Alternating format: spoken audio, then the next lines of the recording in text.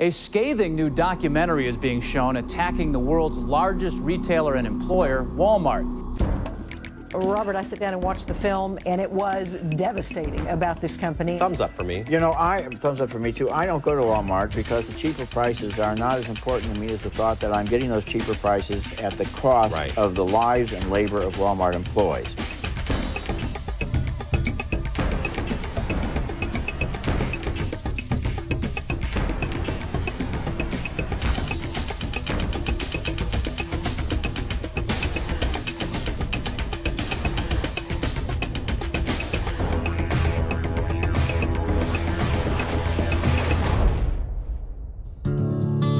It's been almost 2 years I've been working for the company.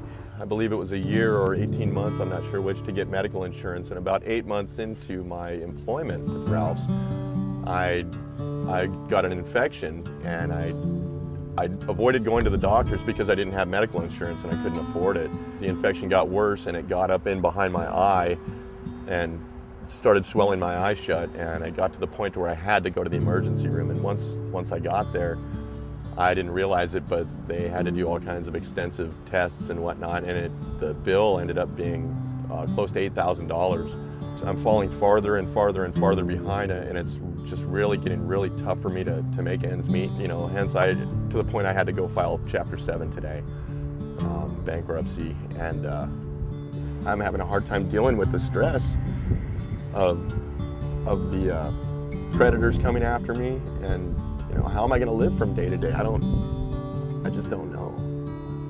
I'm scared. You know, and that's just being brutally honest. I'm scared. You know, I'm a 42-year-old man, and I'm almost in tears here.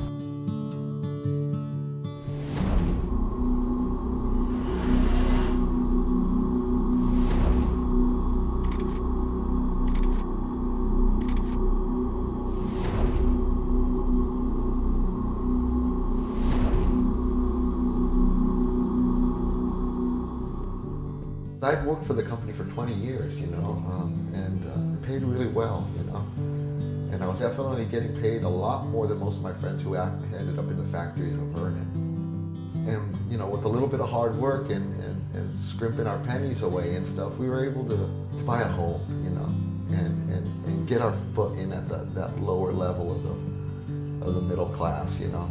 So I consider myself blessed, you know. But, over the years, the industry has drastically changed, and the next thing you know, I'm working for this huge corporation. As these companies became more and more and more profitable, you know, they made more and more inroads into our wages and into our benefits and into our, you know, our healthcare package and stuff. And so we get up to this point where people are actually seriously contemplating going to working in a fast food chain because it pays better. That's tragic, and that's what puzzles me to this day, that a company that big can, you know, that profitable, you know, why it wants it all, you know. And you know, I think they're just greedy pigs, you know. That's what I boil it down to, you know.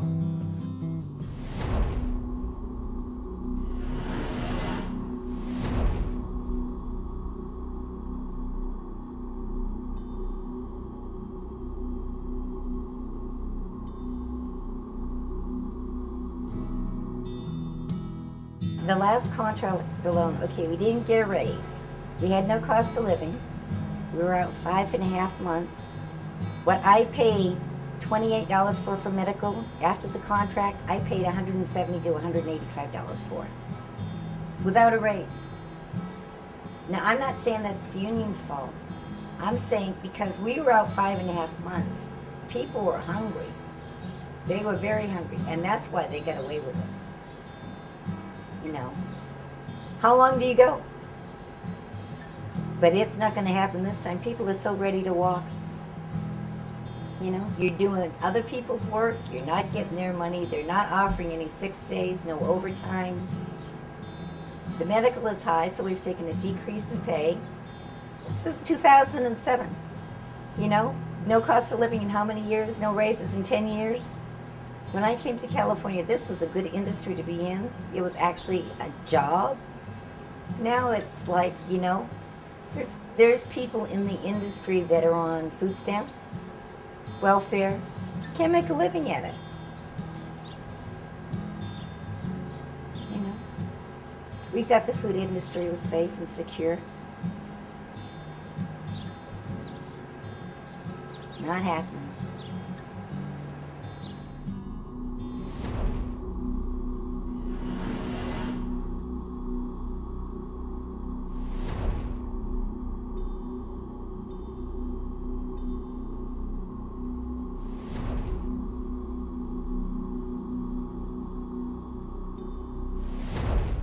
All they're interested in is lining their pockets.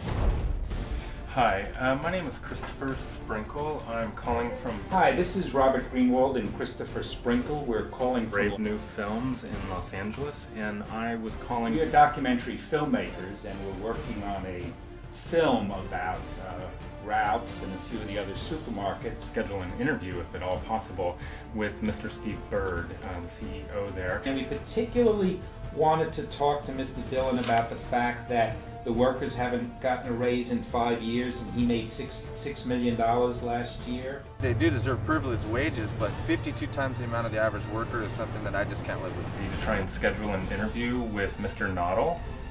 This is the third phone call. Your call is important to us.